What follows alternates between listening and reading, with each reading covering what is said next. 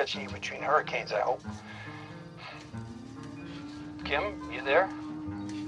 The penultimate episode of Better Call Saul, titled Waterworks, is an important chapter of the 6-season-long arc between Jimmy McGill and Kim Wexler. The fallout of their sandpiper plan and eventual divorce provides a heartbreaking development of the show's final season. Here, we're looking at the characters Jimmy and Kim, understanding the key differences in their moral codes in Better Call. It's funny because you were so clearly very classy. Kim Wexler grew up in Nebraska with a mom who was careless. I'm sorry, hon. I got held up down at the Clover. Guess I kind of lost track of time. Driving after drinking and going as far as encouraging her own daughter to shoplift. Kim understood morality from a young age, was always aware of the consequences of her actions. She remained an idealist, wanting to make the world a better place. Jimmy came from no money. His father was a pushover, insistent on doing the right thing even if it meant being preyed upon by con men. Jimmy is eager to break the cycle of mediocrity and decides to take the matters into his own hands. Couldn't keep his hands out of the cash drawer. So, when we meet Jimmy in Better Call Saul, he is an earnest, well-meaning lawyer. Banished from his brother's firm by his own brother, Jimmy is largely left to his own devices to build a career. He does go to great lengths to make a name for himself. If they want to fight, they're going to get a fight. Because I'm not giving up, Holy shit! Dude! The dude! He is shown presenting the best legal defense he can with horrible situations.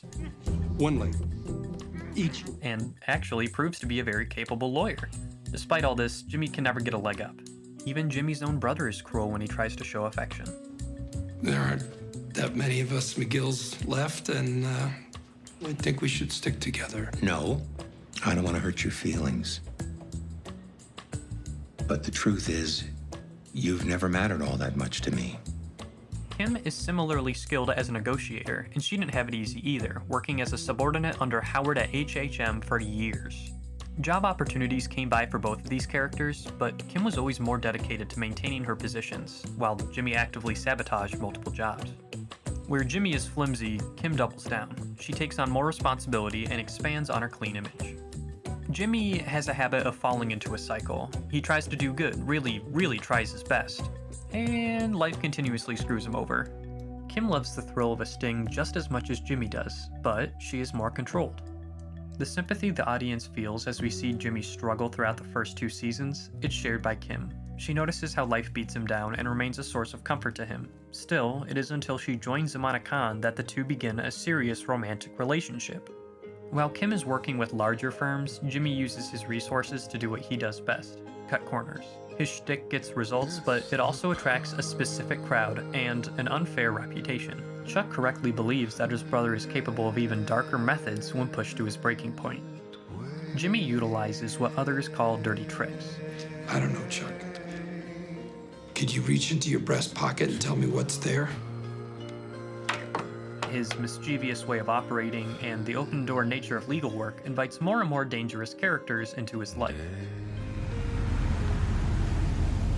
Mr. Varga, long time no see. And Jimmy wants the revenue. He does half-off specials. free legal consultations. Jimmy's motivation is now success.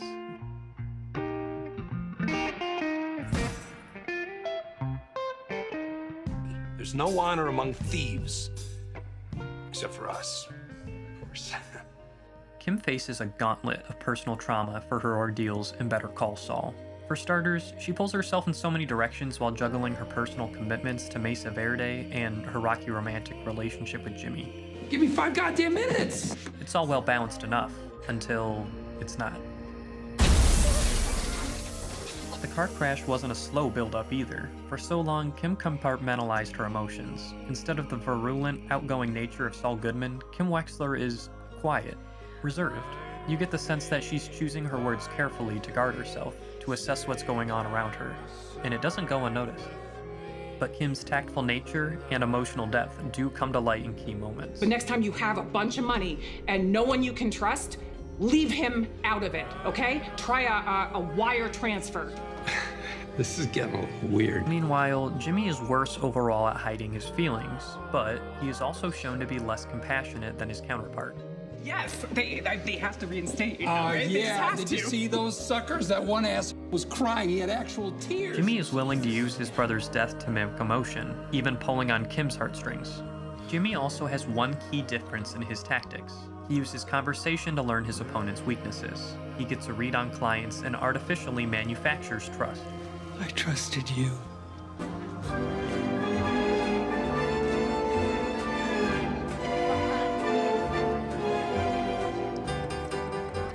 The thing is, everyone finds him very charming. That is, except Chuck, who believes his brother to be a fraud. He'll never change. He'll never change. He gets to be a lawyer? What a sick joke! Chuck's death affects Kim more than Jimmy. He's detached at that point. After so many years of looking up to his brother, he sees Chuck for who he really was, a selfish, jealous man. But his brother's neglect certainly doesn't excuse any of Jimmy's actions or attitude, as well as the people he's hurt from his endeavors. Fuck you, Jimmy. There you go. Use that. Much of Jimmy's resentment towards Chuck is then transitioned towards Howard, who is himself racked with guilt over his involvement with Chuck's bonfire party. And you know who else kinda low-key hates Howard?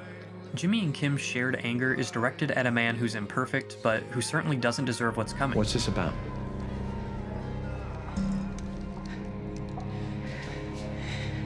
Jimmy and Kim gaslight Howard anyway. They trick him and get off on it like addicts, their mutually toxic relationship developing with every hit and run. And with every con, more lives around them are negatively affected. Why go through this elaborate plot just to burn me to the ground? You'll be fine. You always land on your feet. Yeah, sure. Even though I humiliated myself, and my clients and peers will whisper that Howard Hamlin's a drug addict, you're right. When this creates a moral and legal dilemma for Kim, she has every opportunity to get off the ship. But she stays with Jimmy, instead looking for loopholes. Maybe we get married. The two of them share an ability to manipulate, but as their love grows, Kim actively makes more and more daring decisions, being audacious even when Jimmy wants to hold back. Kim follows her own bad choice road, encountering terrifying villains and maybe slightly becoming one herself along the way. As for Jimmy, You know why I didn't take the job? Because it's too small!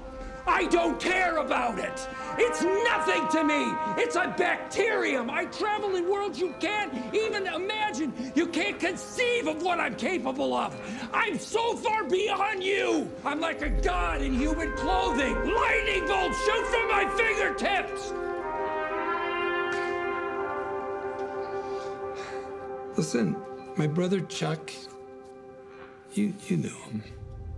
He loved me as a brother. He did not love me as a lawyer. Jimmy's series-long emotional distancing arc is mirrored by Kim's own isolation. She silently takes punches and manages crossed wires for 6 seasons, rarely losing her cool, but her own actions and the lengths she goes for Jimmy, that's what haunts her. Kim decides things have gone too far. The difference between her and Jimmy is that she's putting the well-being of others above her own.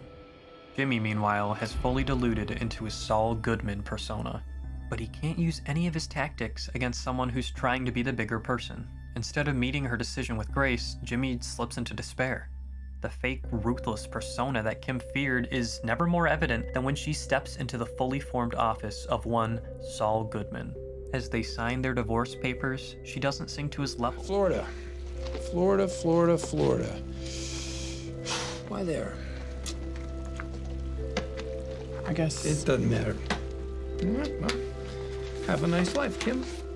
Saul Goodman needs the satisfaction of hurting Kim, but she refuses to allow it. this guy, any good?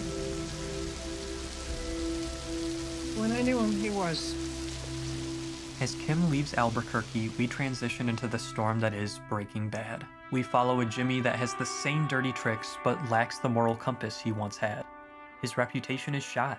He has monetary success, but no friends in the world. The fame that Saul Goodman has worked so hard to acquire ends up being more of a detriment than anything.